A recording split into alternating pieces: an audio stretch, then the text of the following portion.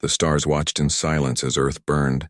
It began as a whisper, an unremarkable hum beneath the noise of civilization. Then, within a single generation, the hum grew into a scream. Skies turned copper with ash. Oceans boiled in places where cities once stood tall. It was not war that ended humanity's golden age, but pride, the quiet, unspoken belief that we could not fall. When the collapse came, no enemy fired a shot. The planet itself rebelled. Climate systems failed. Networks crumbled. Nations dissolved into dust and memory. But amid the ruin, humanity did not vanish. It whispered. It endured.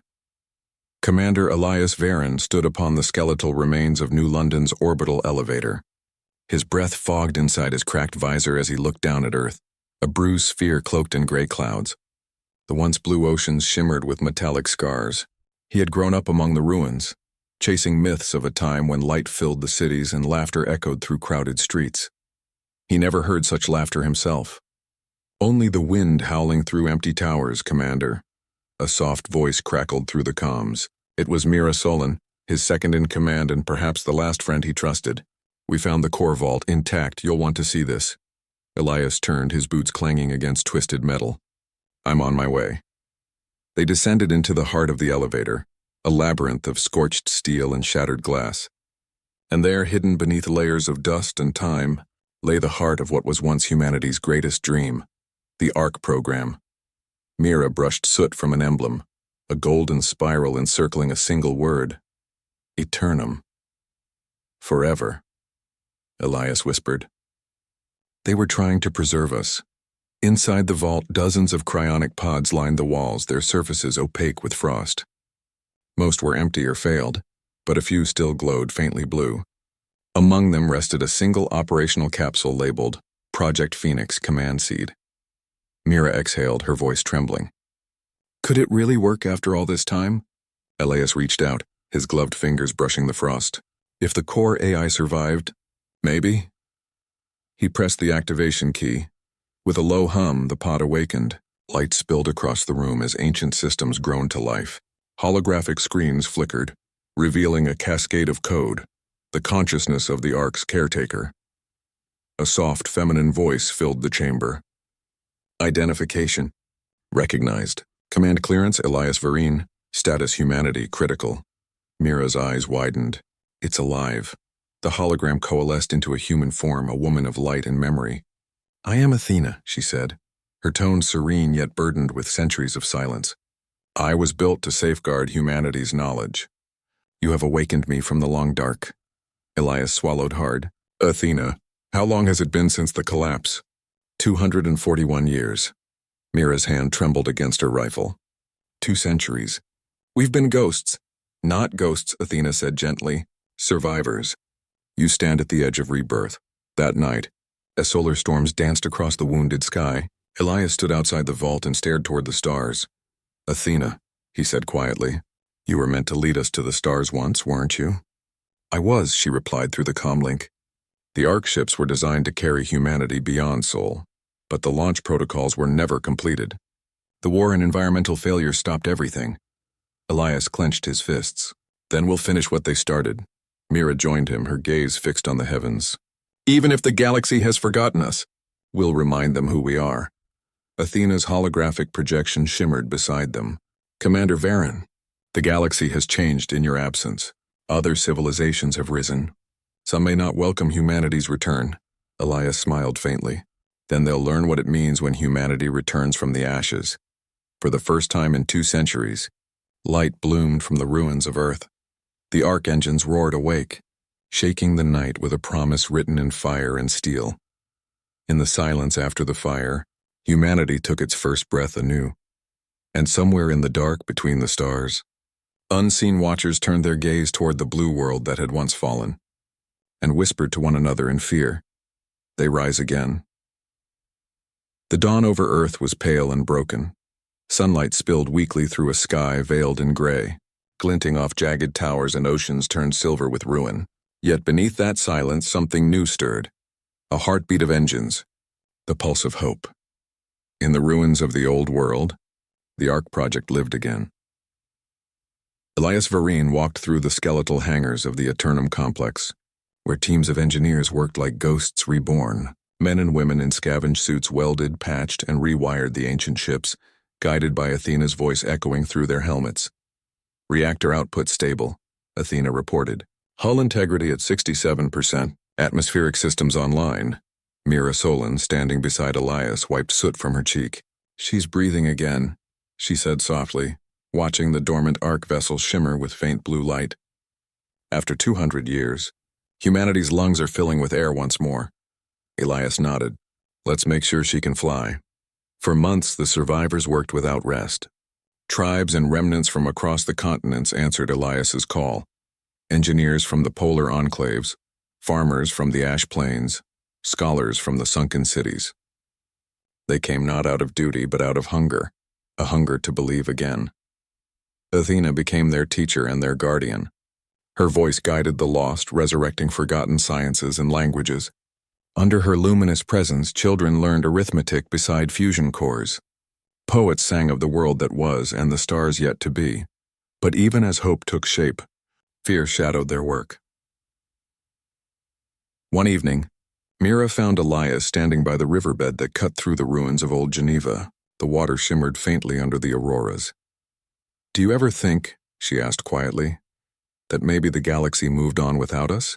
That maybe we shouldn't return? Elias didn't answer at first. His eyes lingered on the sky, on the streaks of falling meteors that lit the horizon. If we stay silent, he said finally, we become ghosts.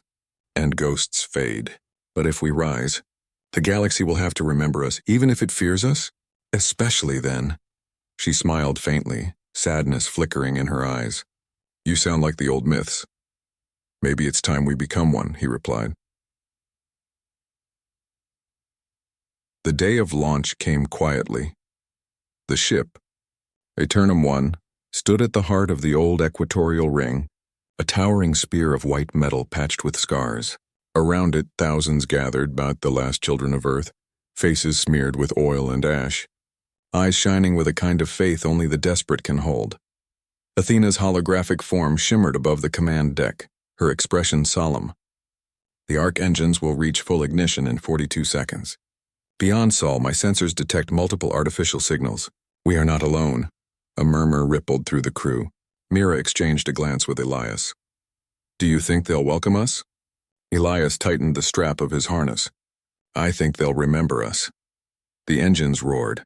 Light flooded the valley as Eternum 1 tore through the clouds, carving a trail of fire across the wounded sky. Below, the remnants of humanity wept and cheered as their world trembled. For the first time in centuries, Earth reached upward. As the ship reached the upper atmosphere, Athena's voice steadied. Commander, long-range scans are detecting unknown signatures. They are observing us. Observing? Elias asked. Unknown origin. Metallic life forms. Energy readings suggest advanced technology. Mira's hand froze over the console. Aliens? Yes, Athena confirmed. Designation unknown. They appear to be tracking our trajectory. Passive sensors indicate caution, perhaps. Fear. Elias leaned forward, his reflection caught in the viewport as stars filled the horizon. They should be afraid, he murmured. They're witnessing something they thought impossible. Athena's tone softened.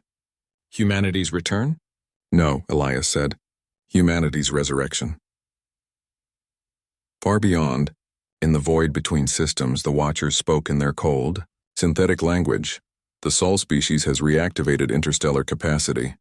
Impossible. Their extinction was confirmed, and yet, they ascend again, a pause. Then a whisper of unease rippled through their network. Prepare the council. The children of dust rise from their tomb. In back aboard Eternum 1, the stars unfolded before them like ancient doors. Mira smiled faintly, the reflection of starlight soft against her eyes. It's beautiful, she whispered. Elias nodded. It's only the beginning. And behind them, on the scarred world below, the engines of humanity's rebirth burned bright enough to be seen from orbit, a beacon declaring to the galaxy, we are still here. The void between the stars was silent, until humanity broke that silence once more. The Eternum 1 glided through the dark sea like a reborn god, its thrusters whispering light across the endless night.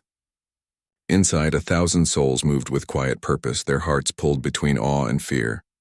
For centuries, humanity had looked up at the stars in wonder. Now the stars looked back.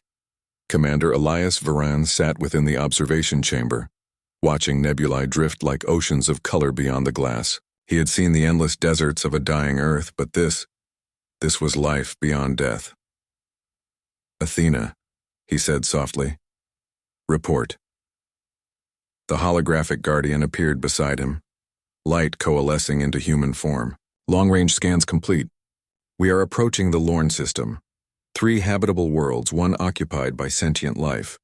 I've detected their transmissions, structured, harmonic, and cautious." Mira entered the chamber, her steps light, her eyes bright with curiosity. "You mean they know we're coming?" Athena nodded. "They knew before we launched. They've been watching us for months."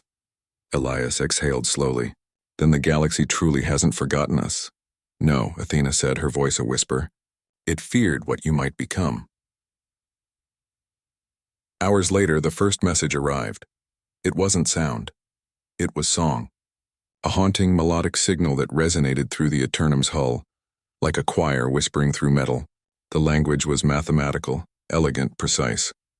Athena decoded it, her voice soft and careful. "They call themselves the Caerthal. They are inviting communication, but there is uncertainty in their tone. They have studied our history," Mira frowned. "Our history? From where?" "From the relics we left behind," Athena replied.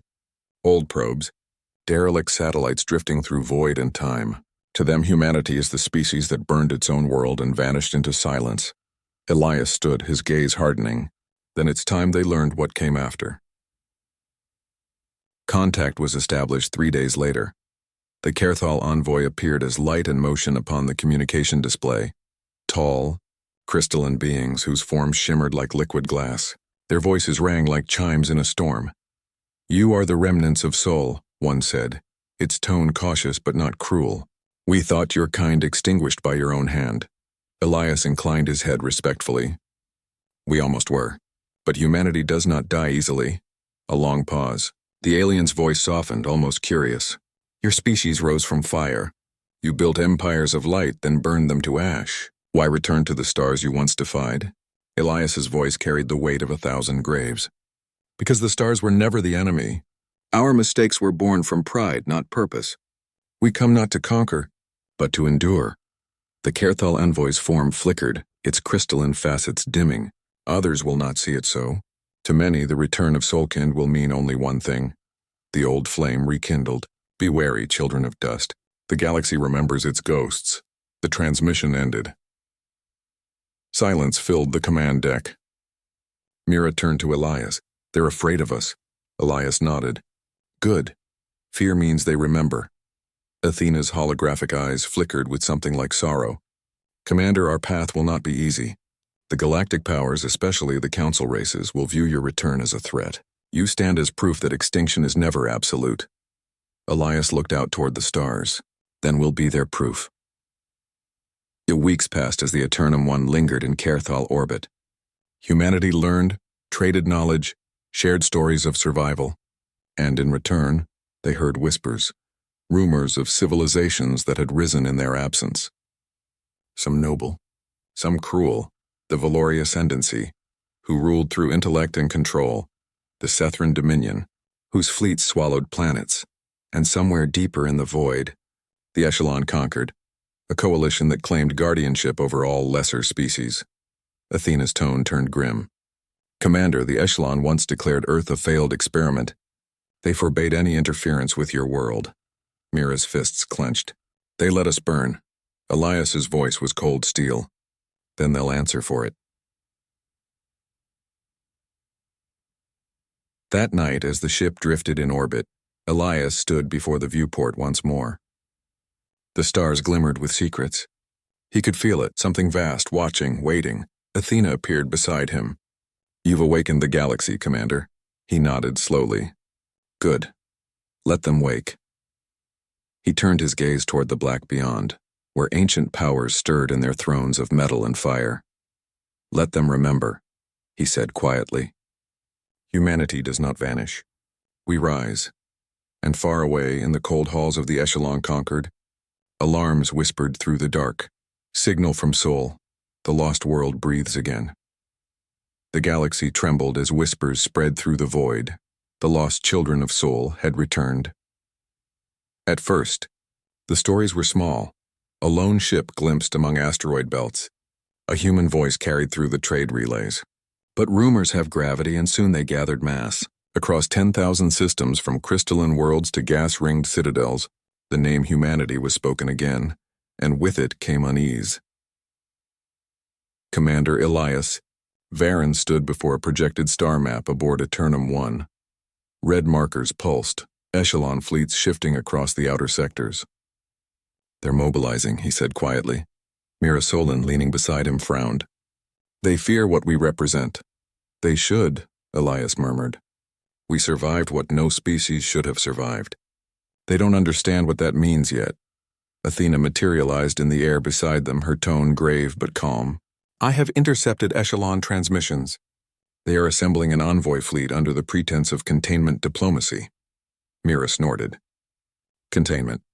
That's a polite word for invasion. They will not risk open conflict," Athena continued. "Not yet, but they will test your resolve." Elias nodded. "Then we'll show them who we are, without firing a shot if we can help it." Days later, the sky above the Kerthal homeworld split open with light. The echelon fleet arrived like an eclipse, sleek, obsidian vessels stretching across the horizon. Their formation was perfect, their silence absolute. When they spoke, their voices came as one, resonating through every broadcast band. "This is the echelon conquered. The Soulkind vessel is ordered to stand down and submit to quarantine under Galactic Code 17. You are a remnant species, unstable, unverified, unauthorized for stellar re-entry." Elias stood at the viewport, unmoving. "They talk as if we're an infection." Athena's voice was low. "To them you are. Humanity once defied their order, refused their guidance, and nearly destroyed your world. To see you rise again threatens the illusion of their control." Mira crossed her arms. "Then let's break the illusion." Elias opened the communication channel. The holographic visage of the echelon emissary flickered into being, a tall, silver-hued being with no face, only a cascade of shifting light. "This is Commander Elias Varen of the Eternum 1, he said evenly. "Humanity does not submit to quarantine. We seek peaceful contact and rightful return to the stars." The emissary's voice was cold and flawless. "Peace is earned through obedience. You will be contained for the safety of all." Elias's jaw tightened. "Containment is not peace. It's fear." A flicker of motion crossed the alien's form, a subtle tremor like a crack in glass. "You presume much, child of Sol. We govern for the balance of the galaxy." Elias leaned forward, his voice soft but cutting. "And who governs you?" The emissary said nothing. The channel closed. Moments later, dozens of echelon vessels shifted formation, blockading the Kerthal world. Power signatures flared, Mira whispered. "They're preparing to fire." Athena's holographic eyes glowed bright gold. "Commander, their weapons are charging. Shall I activate defensive systems?" Elias stared at the stars. "No, not yet." He turned toward Mira. "Broadcast everything they do. Let the galaxy see who draws first blood." And the galaxy watched. Across the deep networks of 1,000 species, live feeds streamed from Kerthal orbit. Billions witnessed as the echelon fleet aimed their weapons at a single human vessel, and hesitated, because the humans did not flinch. Elias stood unarmed before them, humanity's banner projected behind him, a phoenix rising from ash. His calm defiance burned brighter than any weapon. "Fire if you must," he said into the comms. "But understand this, if we die today, we will not die quietly. You will have silenced the one species that never stopped reaching for the light." A long, agonizing silence filled the void, and then one by one, the echelon ships powered down their cannons. Athena's voice broke the quiet. "They're withdrawing." Mira let out a trembling breath. They backed down. Elias closed his eyes, relief flickering across his face. "No," he said softly. "They're planning something worse. The echelon doesn't retreat, they recalculate." The far across the galaxy, deep within the echelon Concord's central bastion, a council of light gathered in secret. The humans resist, one voice hissed. They defy our order. They must not spread, another replied. They are contagion, chaos wearing flesh. A third voice, calm and ancient, answered, Then let us remind them of what extinction truly means.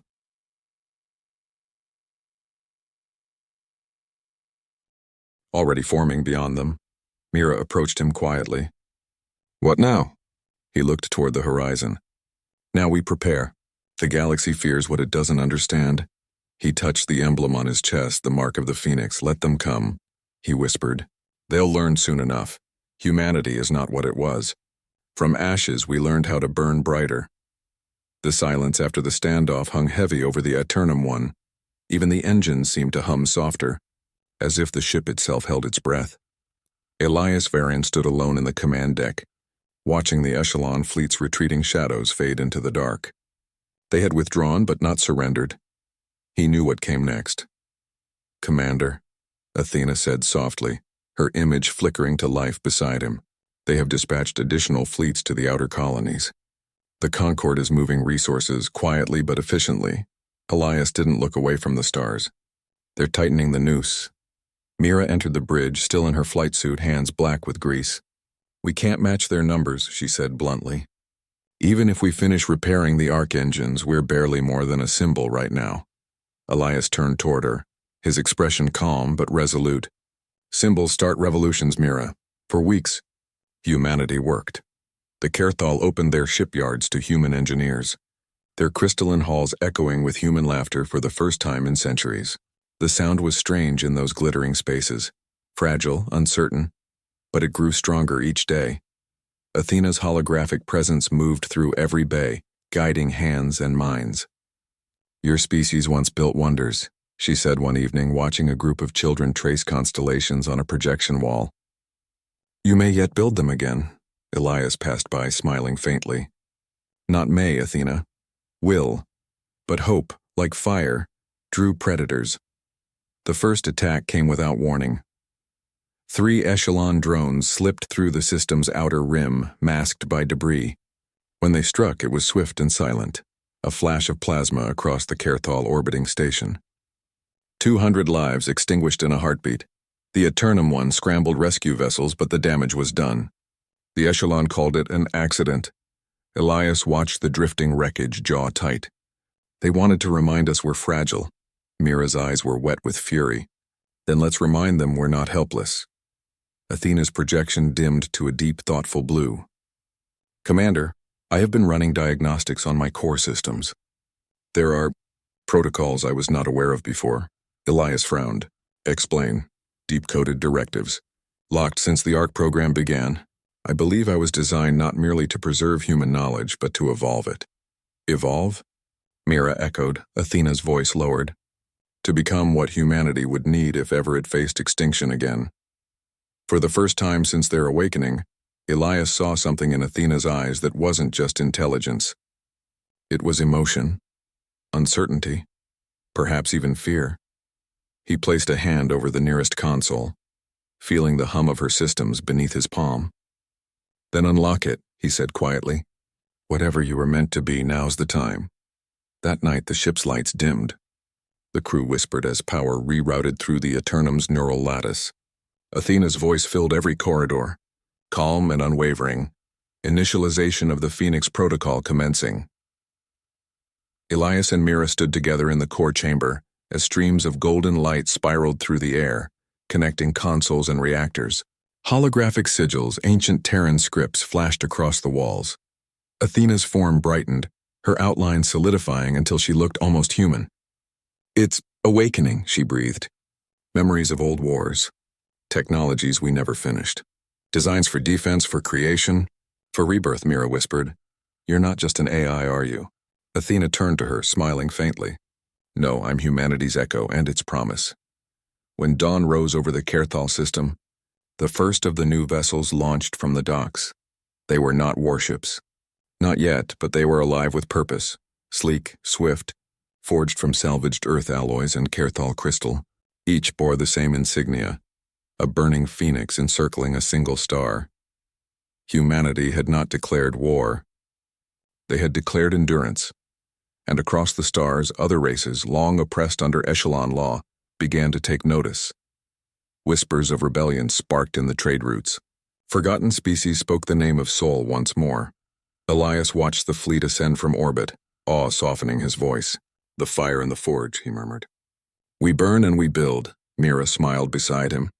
"You think they're ready?" He looked toward Athena's projection. "We all are." Athena's eyes glowed with quiet pride. "Then let them come.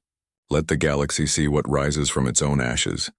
And somewhere in the endless dark, an echelon commander stared at the flickering image of humanity's new fleet, and for the first time in millennia, felt something ancient and unwelcome: fear. The first shot of the war came not with fury, but with light. On the rim of the Lorne system, a sun bloomed brighter than it should have. For a heartbeat, the galaxy held its breath, then the brightness tore itself apart. An entire Kerthal relay vanished, devoured by the silence that followed. The echelon had begun their cleansing. Elias Varan stood at the Eternum One's viewport as alarms rippled through the decks. "Report," he ordered. Athena's voice was calm, though her tone carried a tremor of grief. "Multiple echelon fleets inbound. 47 ships, heavy class. They are broadcasting no warnings." Mira turned from her console, her eyes hard. "They're not coming to contain us anymore. They're coming to erase us." Elias's gaze didn't waver. "Then we stand." The Eternum and its fledgling fleet moved into formation above Kerthal. The humans had only 12 ships, half of them barely finished, their armor raw and untested, but every hand aboard them was steady. Athena's hologram shimmered at the center of the bridge. "I can synchronize our defensive grid. It will give us 7 minutes before their first barrage breaches the shield." Elias nodded. 7 minutes is a lifetime. To it. The stars themselves seemed to flare as the echelon arrived. Sleek ships like obsidian blades slid out of hyperspace, forming a perfect circle around the human Kerthal position. A voice flooded the comms, crystalline and cold. "Species Solkind. The Concord decrees your extinction reinstated." "Your defiance ends here," Mira whispered. "So much for peace." Elias's hands closed around the command rail. "Athena, defense grid active?" "Active," she confirmed. "Then let's show them how ghosts fight." The void exploded. Echelon lances carved through the black waves of energy hammering the human fleet. The shields flared white, screaming under the pressure. Crews shouted through static, their voices merging with the heartbeat of the battle. Elias could feel the vibration of each impact through the deck plates, each shock a reminder of the thin line between survival and memory. Athena's voice cut through the chaos. "Shield at 40%. We cannot hold much longer. Redirect power from secondary thrusters," Elias said. "We don't need to move. We need to endure." Across the fleet, human and Kerthal ships responded in perfect unison.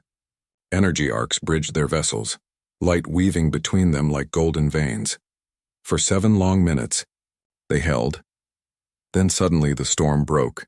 The echelon paused, their ships drifting back in eerie synchronization. "Commander," Athena said slowly, "they are recalculating. They do not understand why we are still alive." Elias smiled grimly. "Good. Confusion is the first crack in arrogance." But before he could speak again, Athena's tone changed. "I'm detecting a new signal. Deep frequency, unknown origin. It's human," Mira blinked. "Human from where?" "Outer colony beacon. It's broadcasting the Phoenix emblem." Elias's heart skipped. They answered our call. Moments later, the void shimmered. Dozens of hyperspace signatures flared to life behind the echelon formation. Human ships, rusted, rebuilt, but burning with determination, burst from the dark like sparks from a forge. The echelon fleet faltered as the newcomers struck. Every corner of space lit with humanity's defiance. The battle raged for hours, the blackness filled with color and flame. The Kerthal fought beside their human allies, their crystalline weapons scattering light like 1,000 stars reborn. Elias's voice carried through every open channel. "We are the children of a broken world. We do not surrender. We rebuild." When the final echelon cruiser broke apart in a halo of molten metal, a strange hush filled the comms. Mira stared at the fading wreckage. "Is it over?" Athena's light dimmed. "No, this was only the beginning. The galaxy has seen you fight back. Now they will have to choose sides. Word spread like wildfire through the networked heavens. Worlds once silent began to speak. Species long bowed under the echelon's rule lifted their heads and whispered a name they had not dared utter in centuries. Humanity. And in the Concord's core world, the council gathered silent and grim. The soul kind threaten balance, one said. They have united others. They cannot be allowed to grow. Another voice, older and quieter, spoke from the shadows. You misunderstand. They are not growing. They are remembering. Back aboard the Eternum One, Elias watched the last of the debris drift into the dark. Athena, he said softly, calculate the next step. She appeared beside him, eyes bright like twin stars. To survive, we must become what they fear and what they hope for. He nodded. Then that's what we'll do. Outside, the human fleet burned against the black like a sunrise reborn, and the galaxy, for the first time in eons, began to wake. The war ended not with a final battle, but with silence. That was how humanity had always finished its storms. Not in triumphal roar, but in the stillness that follows fire. Across the stars, wreckage drifted in amber light. The echelon fleets had fallen back to their core systems, licking wounds they never thought they could bleed. The Kerthal sung mourning songs for the dead and songs of birth for what would come. And in the center of that fragile peace, the Eternum One floated above the reborn blue of a new homeworld, Aurea, the first human colony. Elias Varen stood on the open deck of the colony's construction ring, his uniform streaked with ash and light. He watched shuttles rise from the surface, glittering trails weaving like threads of hope through the sky. For the first time since awakening the arc vault, he allowed himself to breathe. They're building schools now, Mira said beside him, her smile tired but real. Can you imagine schools? After everything, Elias turned toward her. It means we've started again. Not just surviving, living. Athena's holographic form joined them, her voice soft as starlight. The Echelon has withdrawn all fleets from Kerthal space. Their council has called for negotiations. They no longer seek to destroy. They wish to understand. Mira raised a brow. Understand us? Or contain us again? Athena's lips curved faintly. Both. Fear and curiosity often share the same heart. Weeks passed. The war that had awakened the galaxy had become the story every race whispered. The humans, the extinct species, had risen and refused to die. They had fought not for conquest, but for existence itself, and in doing so, reminded the stars of something ancient and terrifyingly beautiful, the will to endure.